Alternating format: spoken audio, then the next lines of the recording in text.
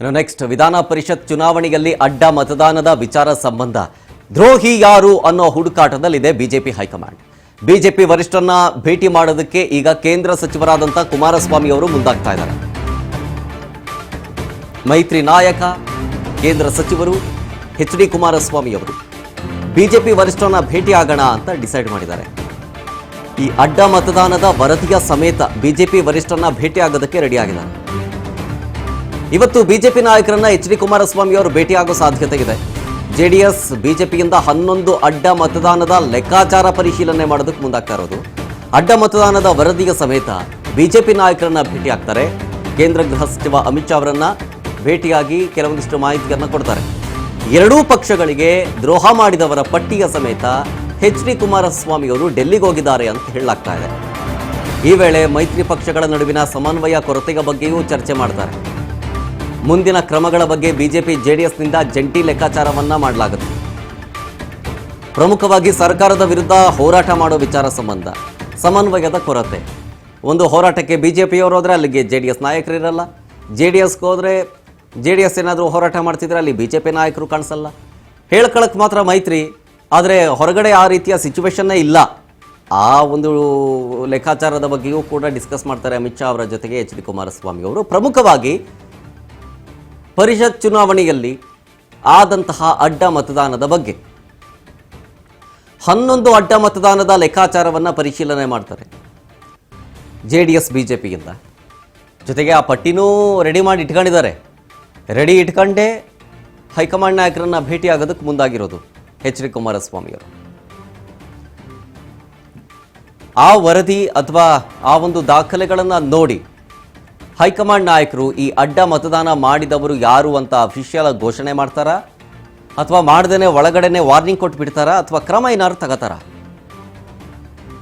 ಕಾದು ನೋಡಬೇಕು.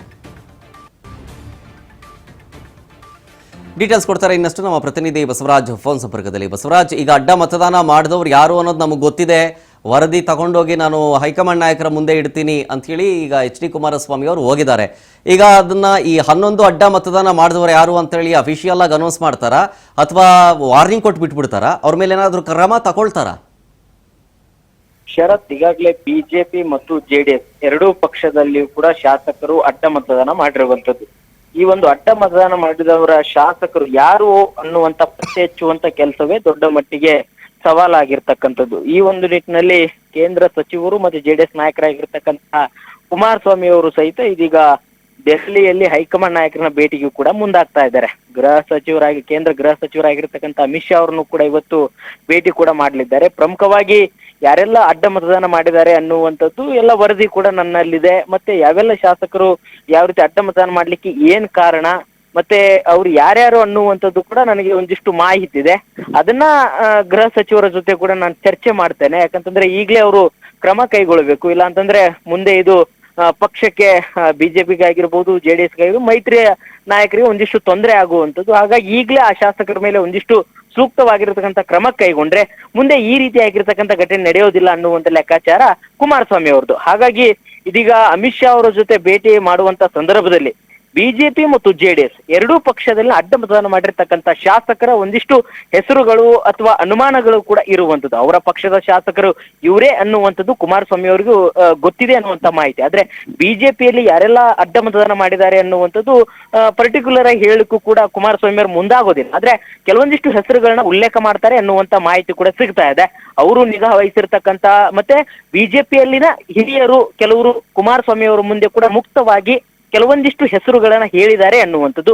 ಅವರು ಯಾವ ಕಾರಣಕ್ಕಾಗಿ ಅಡ್ಡ ಮತದಾನ ಮಾಡಿದ್ದಾರೆ ಅನ್ನುವಂಥದ್ದು ಕೂಡ ಒಂದಿಷ್ಟು ವಿವರಣೆಯನ್ನ ಕುಮಾರಸ್ವಾಮಿ ಅವ್ರ ಮುಂದೆ ಕೊಟ್ಟಿದ್ದಾರೆ ಅನ್ನುವಂತಹ ಮಾಹಿತಿ ಕೂಡ ಇದೆ. ಅದನ್ನೆಲ್ಲವನ್ನು ಕೂಡ ನೇರವಾಗಿ ಬಿಜೆಪಿಯ ಹೈಕಮಾಂಡ್ ನಾಯಕರ ಜೊತೆ ಚರ್ಚೆ ಮಾಡ್ಲಿಕ್ಕೆ ಕುಮಾರಸ್ವಾಮಿ ಅವರು ಮುಂದಾಗಿರ್ತಕ್ಕಂಥದ್ದು. ಅವರು ಹೆಸರುಗಳನ್ನ ಪ್ರಸ್ತಾಪ ಮಾಡಿದಂತ ಸಂದರ್ಭದಲ್ಲಿ ಏಕಾಏಕಿಯಾಗಿ ಕುಮಾರಸ್ವಾಮಿ ಅವರ ಹೇಳಿಕೆ ಮೇಲೆನೆ ಕ್ರಮ ಕೈಗೊಳ್ಳಲಿಕ್ಕೆ ಆಗೋದಿಲ್ಲ. ಈ ಒಂದು ನಿಟ್ಟಿನಲ್ಲಿ ಹೈಕಮಾಂಡ್ ಬಿಜೆಪಿ ಹೈಕಮಾಂಡ್ ಸಹಿತ ಒಂದಿಷ್ಟು ತನಿಖೆಯನ್ನ ನಡೆಸಿ ಪರಿಶೀಲನೆ ನಡೆಸಿ ಅದಾದ ಬಳಿಕ ಅವ್ರನ್ನ ಪಕ್ಷದಿಂದ ಉಚ್ಚಾಟನೆ ಮಾಡ್ಬೇಕಾ ಅಥವಾ ಅವ್ರ ಮೇಲೆ ಸೂಕ್ತವಾಗಿರ್ತಕ್ಕಂಥ ಒಂದು ಶಿಸ್ತಿನ ಕ್ರಮ ತೆಗೆದುಕೊಂಡು ಒಂದು ಸೂಚನೆ ಎಂಬಂತೆ ಕೊಡಬೇಕಾ, ಅಥವಾ ಇದೊಂದು ಟೈಮ್ ಬಿಡ್ಲಿ ಅನ್ನುವಂತ ನಿಟ್ಟಿನಲ್ಲಿ ಕೂಡ ಮುಂದಾಗ್ಬೇಕಾ? ಹೀಗೆ ಹಲವು ರೀತಿಯ ಒಂದು ಆಲೋಚನೆಗಳು ಕೂಡ ಬಿಜೆಪಿ ಹೈಕಮಾಂಡ್ ನಾಯಕರ ಬಳಿ ಇರುವಂತದ್ದು. ಆದ್ರೆ ಈಗ ಕೆಲವೊಂದಿಷ್ಟು ಇವರೇ ಅಡ್ಡ ಮತದಾನ ಮಾಡಿದ್ದಾರೆ ಅನ್ನುವಂಥದ್ದು ಪ್ರೂವ್ ಮಾಡ್ಲಿಕ್ಕೆ ಏನು ಅನ್ನುವಂಥದ್ದನ್ನು ಕೂಡ ಪತ್ತೆ ಹಚ್ಚುವಂತ ಕೆಲಸವನ್ನು ಕೂಡ ಬಿಜೆಪಿ ಹೈಕಮಾಂಡ್ ನಾಯಕರು ಮಾಡಬೇಕಾಗಿದೆ. ಹಾಗಾಗಿ ಈಗ ಕುಮಾರಸ್ವಾಮಿ ಅವರು ಒಂದಿಷ್ಟು ಹೆಸರುಗಳನ್ನ ಪ್ರಸ್ತಾಪ ಮಾಡಿದಂತ ಸಂದರ್ಭದಲ್ಲಿ ಅವ್ರ ಬಗ್ಗೆ ಸೂಕ್ತವಾಗಿಂದ ಪರಿಶೀಲನೆ ಮಾಡುವಂತ ನಿಟ್ಟಿನಲ್ಲಿ ಕೂಡ ಬಿಜೆಪಿ ಹೈಕಮಾಂಡ್ ನಾಯಕರು ಮುಂದಾಗಬಹುದು. Sharath. Okay, thank you Basavaraj ಡೀಟೇಲ್ಸ್ಗಾಗಿ.